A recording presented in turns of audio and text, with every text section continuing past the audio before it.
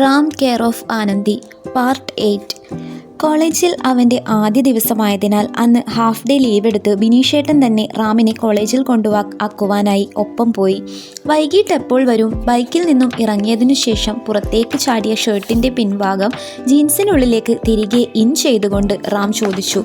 വൈകിട്ട് തന്നെത്താനെ തിരക്കി പിടിച്ചങ്ങ് വാ, നോക്കട്ടെ നിനക്ക് ജീവിതം പഠിക്കാൻ എത്രത്തോളം യോഗ്യതയുണ്ടെന്ന്. അത് പറഞ്ഞിട്ട് ബിനീഷ് ബുള്ളറ്റ് സ്റ്റാർട്ട് ചെയ്ത് ഓടിച്ചുപോയി. വളർത്തു നായ്ക്കുട്ടിയെ തെരുവിൽ കളഞ്ഞിട്ട് പോകും പോലെയുള്ള അയാളുടെ പോക്ക് നോക്കി നിന്ന റാം തിരിഞ്ഞു നിന്ന് തൻ്റെ കോളേജിലേക്ക് നോക്കി. വള്ളികൾ പടർത്തിയ വെസ്റ്റേൺ സ്റ്റൈലിലെ ഒരു പച്ച നിറമുള്ള ഒറ്റ ഗേറ്റ്.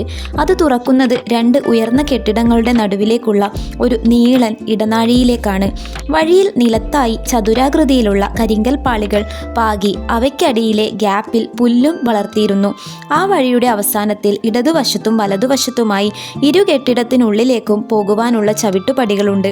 വലതുവശത്തെ കെട്ടിടം 4 നിലകളും ഇടതുവശത്തെ കെട്ടിടം 3 നിലകളുമായിരുന്നു. ഇരു കെട്ടിടത്തിനും ചെങ്കൽ നിറം പൂശിയിരുന്നു.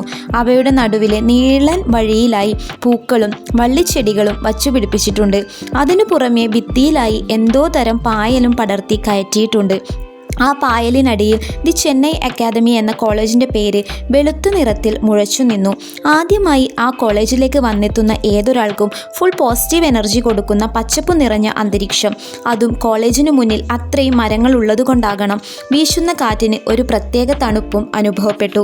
റാം ഗേറ്റ് കടന്നതും 2 പെൺകുട്ടികൾ ഭരതനാട്യക്കാരുടെ വസ്ത്രത്തിൽ ചിലങ്കയുടെ ശബ്ദവുമായി നടന്നു വരുന്നത് കണ്ടു. ഫിലിം കോഴ്സുകൾക്ക് പുറമെ അവിടെ ഡാൻസിൻ്റെയും മ്യൂസിക്കിൻ്റെയും കോഴ്സുകളുണ്ടെന്ന് അവരുടെ വെബ്സൈറ്റിൽ അവൻ കണ്ടിരുന്നു.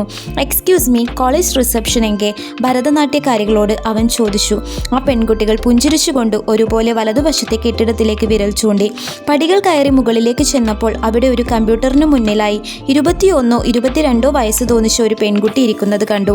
സാധാരണ റിസപ്ഷനുകളിൽ ഇരിക്കുന്ന ചെറുപ്പക്കാരികളായ പെൺകുട്ടികളിൽ കാണുന്ന യാതൊരുവിധ അലങ്കാരങ്ങളും അവളിൽ റാം കണ്ടില്ല. പഴയ ഫാഷനിലുള്ള ഒരു ചുരിദാറിൽ ഷോൾ ഇരുവശത്തേക്കും ഇട്ട നിലയിൽ പിന്നിക്കെട്ടിയ മുടിയും കഴുത്തിലണിഞ്ഞ ഒരു ID കാർഡുമായി അവളെ കണ്ടപ്പോൾ ഇനി അവൾ തന്നെയാണോ റിസപ്ഷനിസ്റ്റ് എന്ന് അവൻ സംശയിച്ചു നിന്നു.